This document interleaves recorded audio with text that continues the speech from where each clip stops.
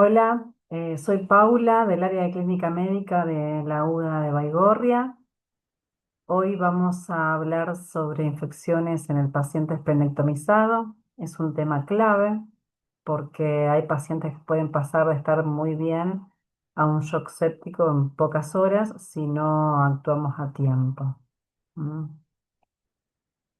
Vamos a repasar qué hace el vaso, en qué situaciones se realiza una esplenectomía, cuál es el riesgo infeccioso y sobre todo qué medidas de prevención y de manejo tenemos. Quiero que se lleven herramientas prácticas de esta clase. El vaso es un órgano inmunológico muy importante, filtra la sangre, elimina bacterias opsonizadas, produce inmunoglobulinas M y activa linfocitos B. Especialmente importante es su rol en la respuesta frente a bacterias encapsuladas. No es un órgano accesorio. Bien. Las bacterias encapsuladas son las más problemáticas en estos pacientes, principalmente neumococo, hemófilos influenza tipo B y meningococo. Sin vaso, el organismo pierde gran parte de la capacidad de eliminar rápidamente eh, estas bacterias y se producen bacteriemias de evolución muy tórpida, muy rápida. Las indicaciones de la esplenectomía pueden ser programadas en aquellos casos de enfermedades hematológicas como una púrpura trombocitopénica idiopática refractaria o una esferocitosis, o bien pueden ser de urgencia y como causa principal, o sea, como motivo más frecuente de esplenectomía de urgencia son aquellas traumáticas. Si no todos los pacientes llegan preparados desde el punto de vista preventivo. ¿Qué es lo que cambia sin el vaso? ¿Sí? Se disminuye el aclaramiento bacteriano, disminuye la respuesta de inmunoglobulina M, disminuyen también la opsonización. Eh, Esto deja al paciente más vulnerable a infecciones graves. La infección post-esplenectomía fulminante, o las siglas OPSI, sí es una de las complicaciones más temidas. Es una infección de inicio súbito que puede evolucionar en pocas horas a shock séptico. Eh, la mortalidad es muy elevada, del 38 al 70% aproximadamente, y eh, este es un cuadro que no nos podemos perder. Así hay que estar atentos, sobre todo con el antecedente del paciente, paciente con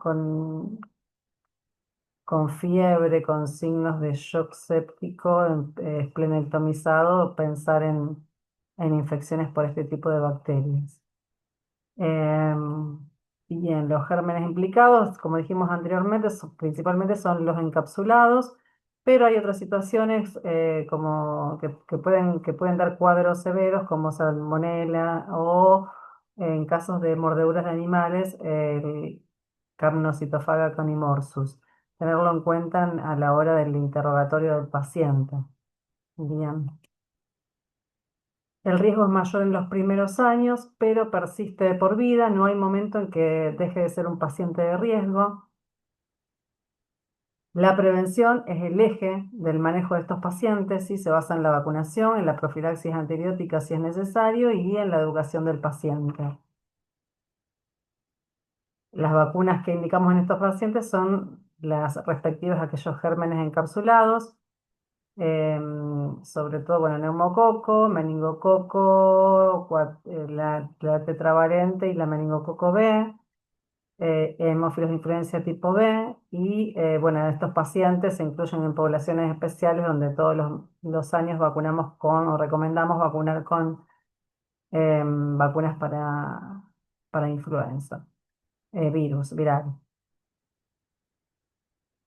El tiempo de vacunación es en aquellos pacientes con esplenectomías que se programan 2 semanas antes para que llegue a tiempo a fabricar anticuerpos y si sucedió de manera de urgencia, entre 2 semanas hasta un mes después, considerando ese tiempo, si es necesario, la aplicación de antibióticos antimicrobianos profilácticos. Esto para hacer la profilaxis con antibióticos en pacientes con riesgo de padecer alguna infección precoz.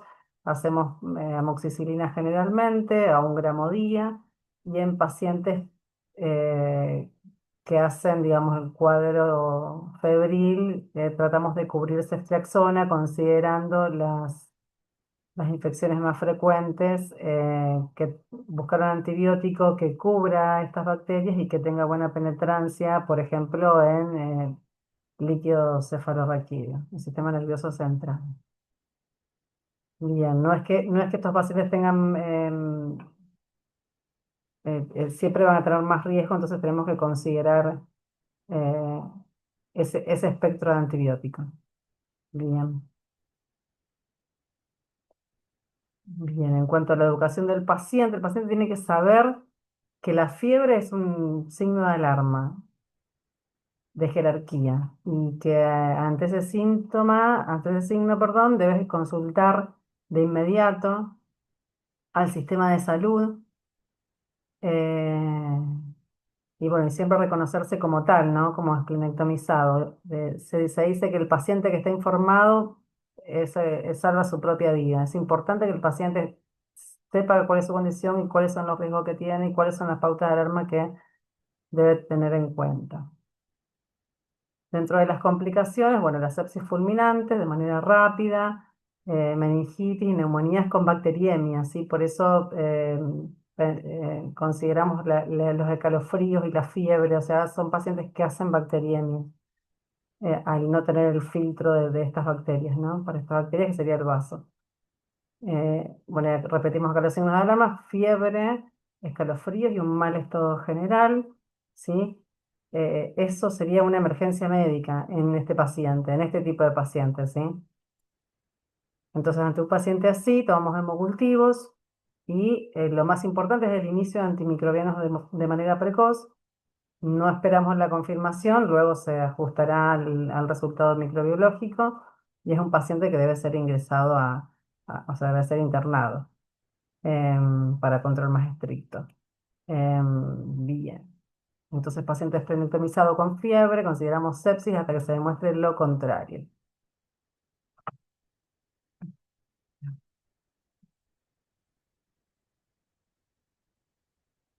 Bueno, y en este algoritmo resumimos un poco la conducta, que es un paciente con fiebre, requiere una evaluación inmediata, determinar si está inestable o está estable hemodinámicamente para ver el tipo de manejo que requiere o la unidad a la que debe ser ingresado.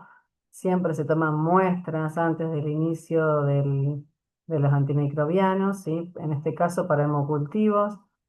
Bueno, se pide laboratorio, radiografía u otra cosa según el foco clínico que presente. Los antibióticos se inician de manera empírica en forma inmediata, generalmente cefalosporinas de tercera generación, con o sin vancomicina, de acuerdo, bueno, al caso en particular, se internan y se monitorean. En cuanto a las preguntas que nos tenemos que hacer ante un paciente esplenectomizado en el consultorio, lo primero que preguntamos es si está vacunado, si sabe eh, eh, digamos, reconocer pautas de alarmas de jerarquía como la fiebre y si tiene un buen acceso al sistema de salud. Eso tener en cuenta, bueno, y asesorar en lo necesario. Bien. Bueno, es importante reconocer a tiempo este tipo de pacientes em, para, digamos, para intervenir completamente en la evolución del cuadro, teniendo en cuenta las pautas de alarmas que estuvimos mencionando. Muchas gracias por su atención.